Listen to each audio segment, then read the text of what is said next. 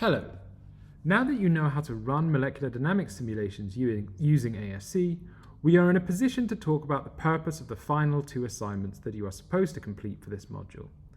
The objective in these assignments is to learn how to do and how to interpret some of the most common analyses that we perform when we do molecular dynamics simulation.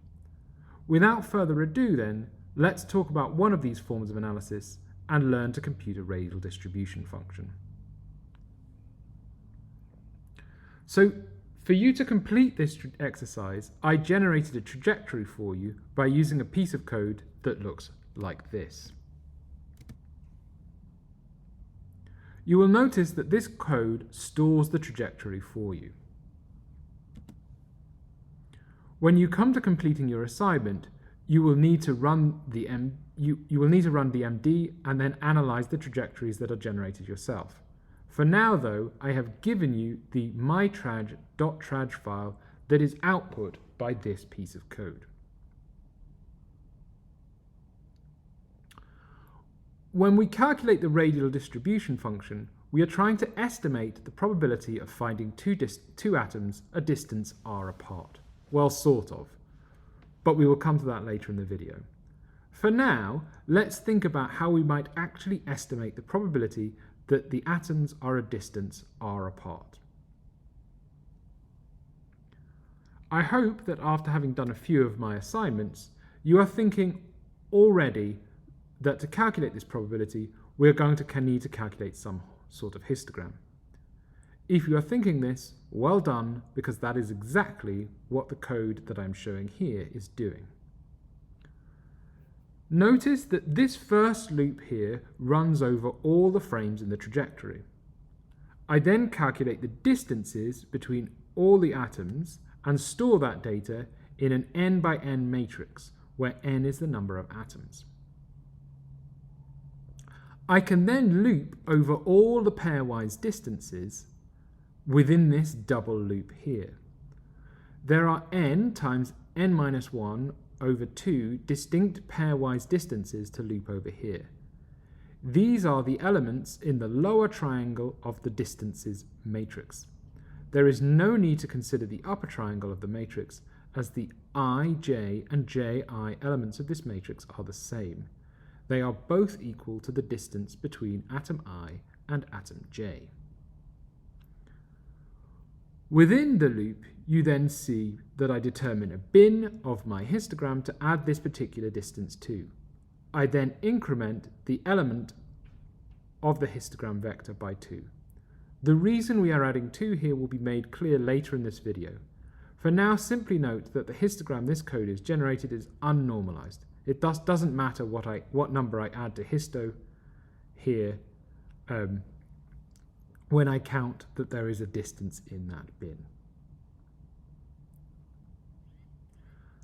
So that is the first step of calculating the RDF. The first step that we take is basically calculating a histogram, which we have done many times before in this course. I hope that by this stage you agree that this is not particularly hard.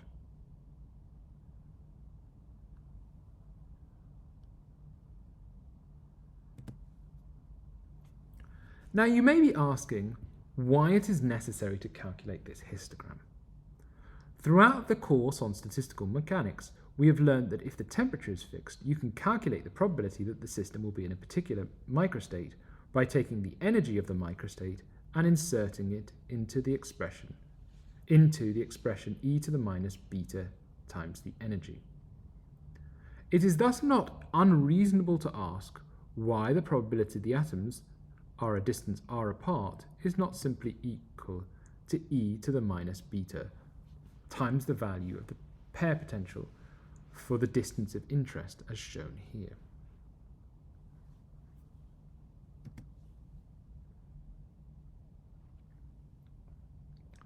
This expression is wrong, but it is wrong in a way that is interesting.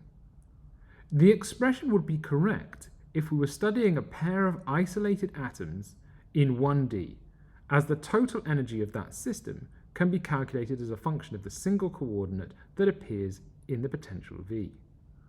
We are not looking at a single pair of atoms, however. We are instead looking at a pair of atoms that are themselves surrounded by other atoms.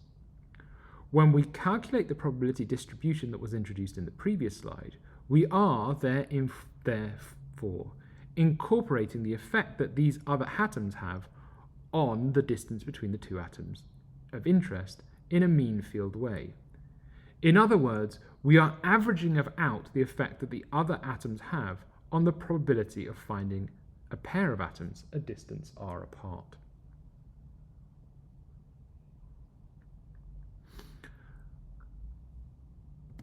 I've drawn these angle brackets here to indicate the fact that we are doing this averaging. Notice that when calculating the radial distribution function from a molecular dynamics simulation, we can quickly accumulate a lot of data to average over. This is possible as we can average over all the frames, and we can average over all the distances in each frame. As long as the atoms are identical, then the distances in each frame are all samples from the same distribution, the distribution for the distance between a pair of atoms in this system. We can thus average over all these individual distances in all these frames when we compute our histogram.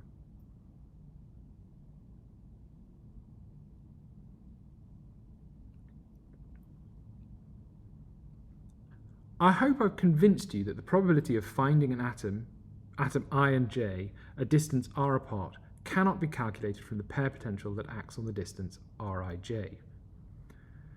As I argued on the last slide, the probability that two atoms are a distance r apart is affected by the positions of all the particles in the system, and not simply the positions of atoms I and j. This is all well and good, but we still need to introduce one further subtlety before we can confidently proclaim that we can calculate the radial distribution function. This subtlety involves the radial distribution function for a pair of non-interacting atoms. You are probably thinking that this should look like this. In other words, you are probably thinking that the radial distribution function should not depend on the distance between the atoms if the atoms do not interact. Furthermore, you would be correct if that is what you're assuming. The problem, however, is that we have not been discussing the radial distribution thus far in this video. We have been discussing the probability of finding two particles a distance r apart. For a pair of non-interacting particles, this distribution looks like this.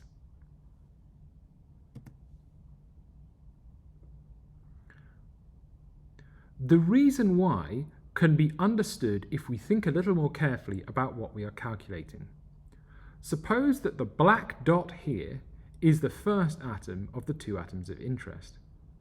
If the atoms are a distance r apart, that means that the second atom can sit anywhere on the surface of a sphere with a radius of r that is centered on the black atom, as indicated by this circle here. Now suppose that we increase r. That increases the surface area of the sphere on which the second particles can sit.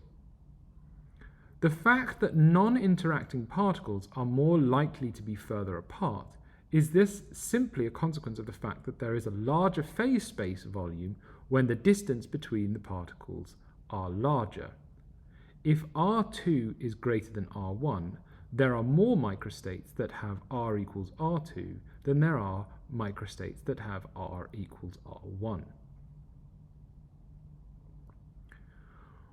When we calculate the radial distribution function properly, we thus have to take steps that ensures that the radial distribution for a pair of non-interacting particles does not depend on R. Code for calculating the radial distribution function in a way that makes these corrections is shown on this slide. Notice that the first part of this code is the code that we saw a couple of slides ago. In this part of the code, there is a loop over all the trajectory frames. We calculate the n by n matrix of distances between all the atoms for the particular frame we are on by using the command shown here. We then loop over all the n times n minus 1 over 2 distances within this double loop, and we compute a histogram on this line. This new part of the code normalizes this histogram and normalizes the radial distribution function. In this code, the variables n and v contain the number of atoms in the system and the volume of the simulation box respectively. N over v is the density. These two lines here compute the number of atoms that you would expect to find in the ith bin of the histogram if the particles were non-interacting. In this case, the density of the atoms throughout the whole box would be uniform. The number of atoms in a particular part of the box would thus be equal to the volume of that part of the box multiplied by the particle density n over v. You can see that these two lines compute the volume of the box that the ith bin corresponds to, using 4/3 pi r cubed, the volume of a sphere. This volume is then multiplied by the density n over v. You can see that the histogram that we accumulated in the first part of the code is divided by this expected number of atoms, vol, when we normalize. You will also notice that the histogram is divided by the number of frames in the trajectory and the total number of atoms. You can understand this normalization when you understand that we are estimating the radial distribution function here by calculating the radial distribution function around each of the atoms in each of the frames of the trajectory. We then average over the n times n frames estimates of the function. This, incidentally, is why we add 2 to histo for each distance. We are adding 1 distance to our estimate of the RDF around atom I, and 1 distance to our estimate of the RDF around atom J.